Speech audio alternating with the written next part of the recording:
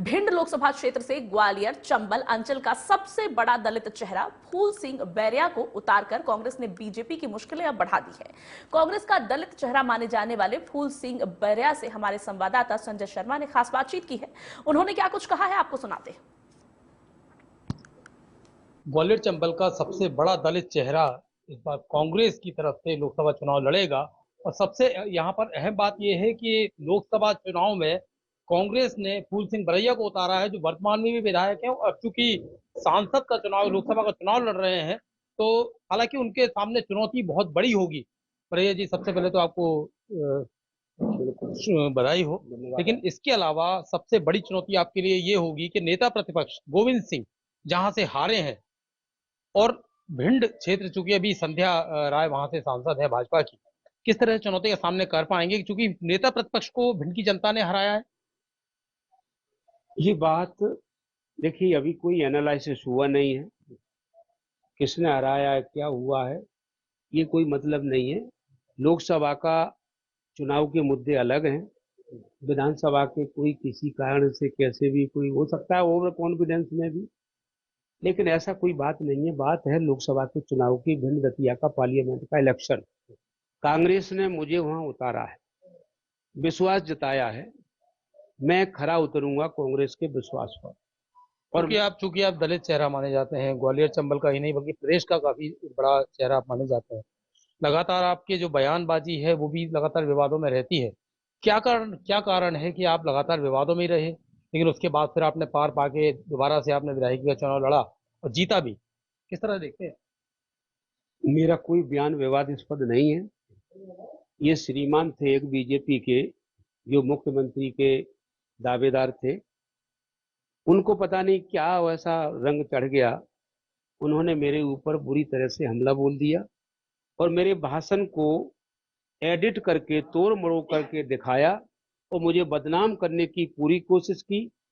Police से booth capturing करवाई, 108 100 number की गाड़ियों में शराब बंटवाई, अच्छे भले इंसान को जेल की धमकी दे करके उनसे जबरन तरीके से जेल में भेजने का काम किया। डर गए लोग, तब उन्होंने मुझे 51 वोट से हरा पाया। मैंने उनको दुरुस्त कर दिया। अगले चुनाव में मैंने कहा था कि अब इनको मैं जीतने नहीं दूंगा। तो मैं ये कहना चाहता हूं कि अभी भी मेरे कोई वीडियो एडिट करके डालेगा, वो जिंदगी में कभी कोई चुनाव नहीं जीत पाए, क्योंकि हर बार जब भी आप चुनाव लड़ते हैं तो कोई ना कोई वीडियो आपका सामने आ जाता है। इस बार भी आया था, तो वीडियो ने हो सकता है 2-4 हजार वोट मेरे कम कर लिए होंगे, तो अभी मैं 30,000 से तो जीते ही। भाजपा कह रही है कि 400 पार। वहीं राहुल गांधी लगातार जो भारत जोड़ो न्याय यात्रा कर रहे हैं, वो दलित, ओबीसी और आदिवासी को यानी एसटी को अपने पास बुलाते हैं, मंच पर बैठाते हैं। सवर्णों का कहीं नाम नहीं है। तो चूंकि आपको भी कहीं ना कहीं जो आपके बारे में किंवदंती है कि सवर्ण विरोधी आपको माना जाता है, हालांकि ऐसा नहीं है क्योंकि आपने अभी बताया। तो किस तरह से देखते हैं, किस तरह से आप, चूंकि भिंड की जो लोकसभा है वो कहीं ना कहीं जातिवाद को लेकर तमाम सारी अटकलें वहां पर चलती रहती हैं, तमाम सारे जातिगत फैक्टर भी वहां पर होते हैं। पहली बात तो मैं राहुल गांधी जी के जो दुष्प्रचार का स्पष्टीकरण कर दूं कि उनके मंच पर उनके साथ चलने वाले लोग हैं जिनका आप नाम ले रहे हैं कि कोई सवर्ण नहीं दिखता है, उनकी पूरी रैली में मुझे तो कोई शेड्यूल ट्राइब और शेड्यूल कास्ट ही नहीं देखा। बहुत कम कम देखे, क्योंकि वो लोग इतने संपन्न नहीं है कि वो रैली में हजारों किलोमीटर चल सके। सभी के सभी वहाँ 90% उनके साथ सवर्ण है। तो ये तो दुष्प्रचार है मुझे जो लग रहा है। हाँ, ये है कि कोई हॉस्पिटल खुलेगा तो हॉस्पिटल तो मरीजों के लिए खुलेगा, बीमार लोगों के लिए खुलेगा। कोई हेल्दी आदमी है वो उससे जलने लगे, ये तो नैतिकता नहीं है। जैसे कि आपने कहा कि राहुल गांधी के साथ 90% आदमी जो है सवर्ण है, तो क्या दलितों को वो साथ में क्यों नहीं ले रहे भारत जोड़ो न्याय यात्रा में? क्या कारण है? कौन लो नहीं, मैं उसका उत्तर दे रहा हूँ। पहले की बात का ये उत्तर है। तार्किकता की बात करिए। मेरे आपने पूछा था कि उनके साथ कोई सवर्ण दिखाई नहीं दिया, इसलिए मैंने कहा कि उनके साथ 90% सवर्ण में दिखा दूं। क्या उसने अपने पिताजी के बारे में बात की कि कहीं कि तुम्हारे पिताजी कभी मंत्री होंगे, संविधान की शपथ ली थी? मोदी जी ने संविधान की शपथ ली है कि नहीं? संविधान की शपथ लेने के बाद उसी संविधान को बदलेंगे, ये कौन सी प्रवृत्ति होती है? इसको दोगली प्रवृत्ति कहते हैं। चलिए, आखिरी सवाल, स्थानीय मुद्दे क्या रहने वाले हैं? क्योंकि संध्या राय भाजपा सांसद है वहां से, और भिंड के स्थानीय मुद्दे खासतौर पर क्या रहेंगे? देखिए, बेरोजगारी एक ऐसा मुद्दा है जो इस घर का भी मुद्दा है, देश का भी मुद्दा है। बेरोजगारी यहाँ का भी मुद्दा है, देश का भी मुद्दा है।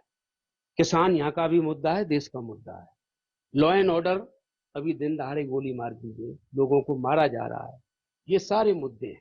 कहाँ चलेगा सांसद, कहाँ चलेगी भारतीय जनता पार्टी, कहाँ भारतीय जनता पार्टी का लॉ एंड ऑर्डर चला गया? और भिंड का कोई विकास आज तक हुआ ही नहीं है। भिंड में शैक्षण संस्थाएं दम तोड़ रही हैं।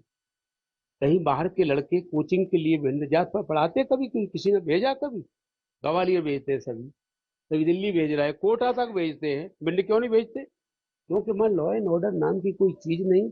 शिक्षा के किसी भी लाइन को आप देखें, ये ध्वस्त पड़ी हुई, विकास की कोई चीज नहीं। मैं किसी भी प्रकार की 6 लाइन बनना चाहिए थी, उसकी कोई चर्चा नहीं। फाइल कहाँ चली गई ये वो मालूम नहीं।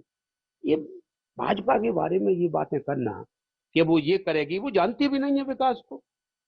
वो तो ये है कि उन्हें कुछ न कुछ करना धरना होता है थोड़ा, तो अपने लड़कों को, अपने कार्यकर्ताओं को खुश करने के लिए रोड बनाओ, तुम तो बन गई रोड, लेकिन रोड बनाना उनके प्रोजेक्ट में नहीं है।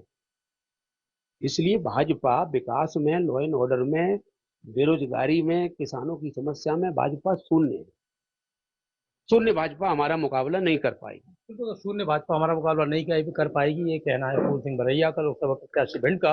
अब देखना यह है कि बेरोजगारी, किसान के मुद्दे और खासतौर पर लॉ एंड ऑर्डर के सहारे कांग्रेस किस तरह से लोकसभा चुनाव को पार कर पाती है, यहाँ पर जीत दर्ज करा पाती है।